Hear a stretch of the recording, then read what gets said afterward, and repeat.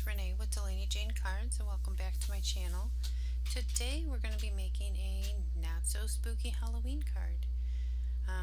I had someone request a card for a 5-year-old little girl, and they call her Boo, so I thought this stamp sent by Raisin Boat was perfect.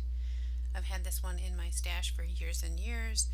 Raisin Boat actually is called Some More Fun Stamps now. They've merged with a few other companies, but this was back when Raisin Boat was a subscription service that you could rent stamps. It was pretty neat, and I liked this one so much that I bought it instead of just renting it.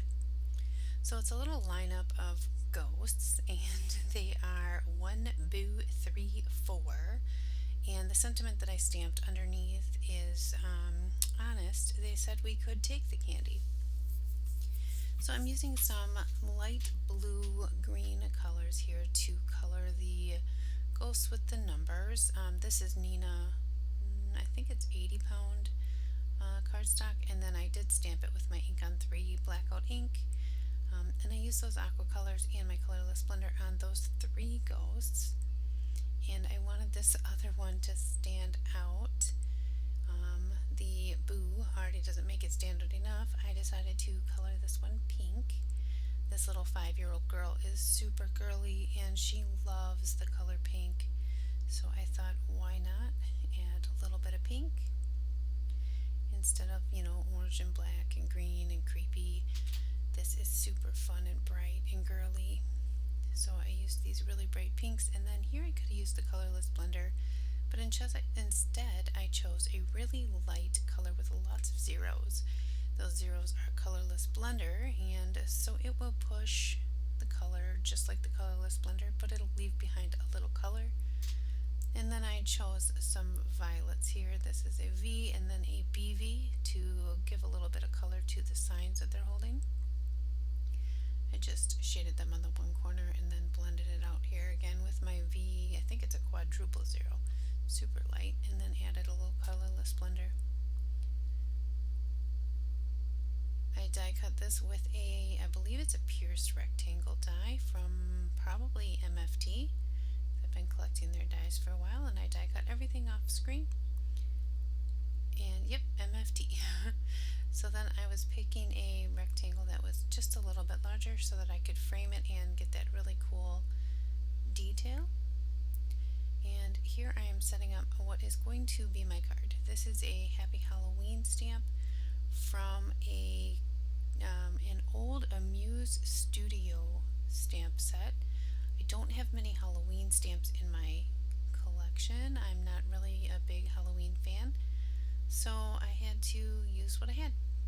So I used a stitched banner die from MFT, and then this larger die is from a MFT Dynamics, either 1 or 2. I'm not sure which one it was. I get them confused, which one came with which one. So here I took that black panel that I'm going to be mounting my image on, and I die cut the banner from it. It's going to be underneath my main image anyway, and when I stamp on something small like this, a lot of times it's nice to have the larger background to hold the stamp or to hold the die in place. So I had stamped that in Versamark ink, and I'm heat embossing Simon Says Stamp white embossing powder.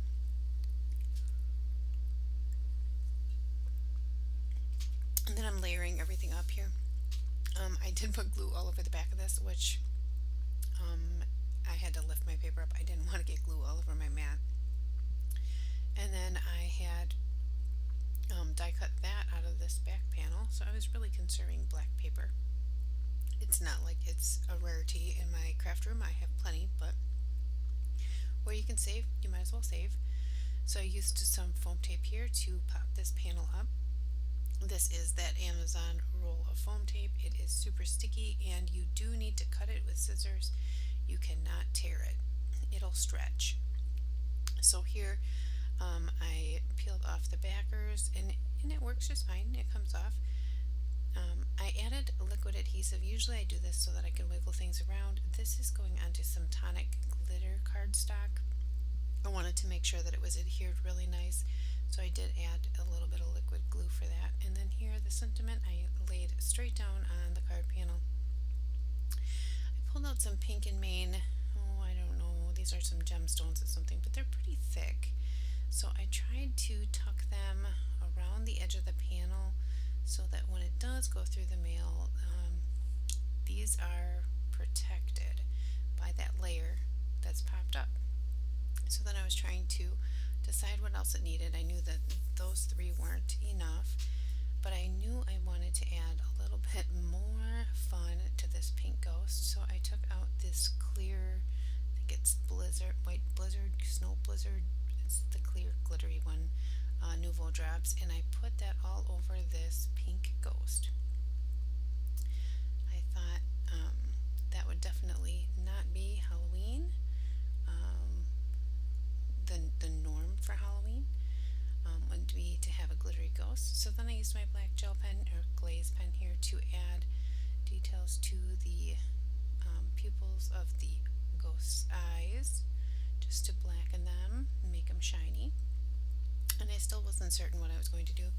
Pulled out a couple of different sequin mixes and I messed around here trying to find something that would coordinate well with this super fun glitter stock from Nouveau.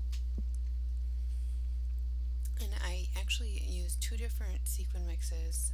I don't even remember which ones they were, but these are kind of a large pink translucent one, and then a iridescent one that kind of has a shift change to blue and to pink.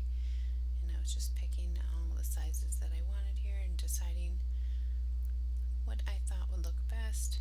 And then I did adhere these down with my art glitter glue. I'm finding that it works just fine for this. I don't really need to pull out an additional adhesive for these. I used to use my multimedia mat all the time exclusively for this, but I think this is fine. So then I just kind of cleaned up my area a little bit, and this is the card. There's a still shot here at the end. And I would love to hear what you think. Do you do fun Halloween cards? There will be a video up on your screen if you'd like to keep watching. Thanks for stopping by.